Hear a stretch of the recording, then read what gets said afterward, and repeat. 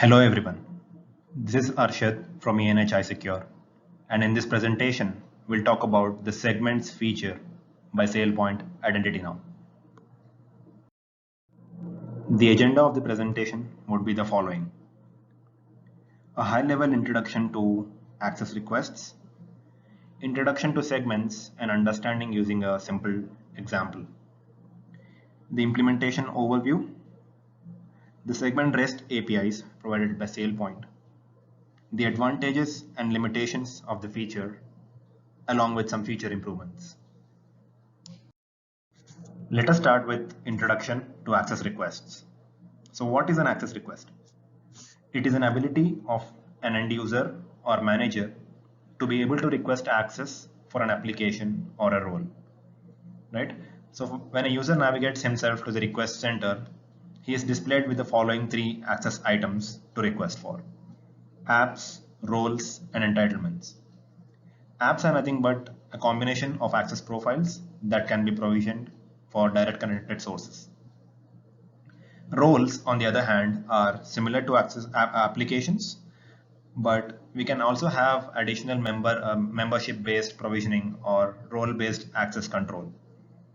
So using this role-based access control, the access can be provisioned, deprovisioned based on certain criteria. Entitlement requests is a new feature by SailPoint wherein we can request access for a single entitlement. For example, if we have an AD source and there is an entitlement called VPN access, so the user will be able to request directly for this VPN access group. So that's the idea for access requests. Segments. Let us understand the need for segments using a very simple illustration. Let's assume that we have a user and there are a lot of roles, apps, and access profiles configured in the tenant. So if there is a need for this user to make an access request, he will navigate to the request center and find all of these huge number of access items. Now, there will be an ambiguous situation or confused situation where the user is not able to determine what is relevant for him. In such situations, we can configure segment. With segment, the user visibility is restricted to only those access items which are configured in the segment. So by this, we are indirectly enforcing abstraction controls and compliance controls for what a user can see while making an access request. Let us understand the use of segments using a real-time use case. Let's say we have two departments, finance and IT, and we have users part of those departments. We have two access items called SAP SuccessFactors and AWS IAM. For the presentation, let us assume that these both access items are roles, right? Now what we can do is we can configure two segments each for both these departments. So one segment for the finance and the other one for IT. So by this, what happens is the users belonging to the finance department will only be able to see SAP role and not the AWS IAM. Similarly, the IT department folks will not be able to see SAP role and only be able to see AWS IAM. Right? By this, we are enforcing controls over what needs to be requested by the specific departments. The implementation overview. So to be able to configure segments, we need to ensure that we are promoted as the org admin for the tenant, and we need to quickly navigate ourselves towards the access and segments tab. So this is a place where we can create and manage the configurations around segments. So on a high level, there are two steps in this process: creating segments and categorizing access to it. So in creation of segments, we define the very basic metadata like the description or maybe the name of segment. In categorizing access, we define the identity attribute filters and assign the access items to the segment. So how do we define the identity attribute filters? Let's assume that we have an employee and the job title, department, location are the identity attributes, right? So we can place the identity attribute filters in such a way that if this employee belongs to some ABC job title or maybe department or location, the user should be part of the segment and the specified or configured role or access profile must be visible to this user in Request Center. Segment APIs. SailPoint has provided us with REST APIs to manage the segments. We have 5 API calls and we'll discuss them in this slide. List segment API call, which is a GET call and retrieves all the segments configured in the tenant. Get segment API call takes a unique ID of the segment as a query parameter and retrieves a single segment.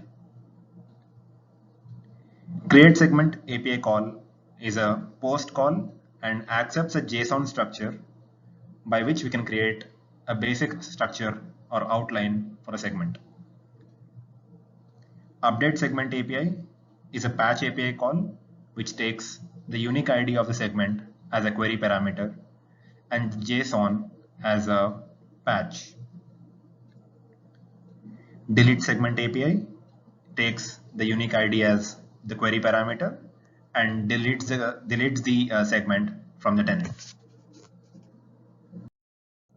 Advantages with segments. Increase productivity and less confusion. Since the end users will not be able to see huge number of access items, there will be less confusion leading to a greater productivity. Increased compliance and lower approvals. So with segments, we are ensuring that proper compliance controls are in place where an end user will not be able to see an elevated or high level of access. Lower approvals because the roles or access items visible are less in number, there will be lesser number of access requests. Faster access and low software cost. So since the users know what they are applicable for, they will request access what they need.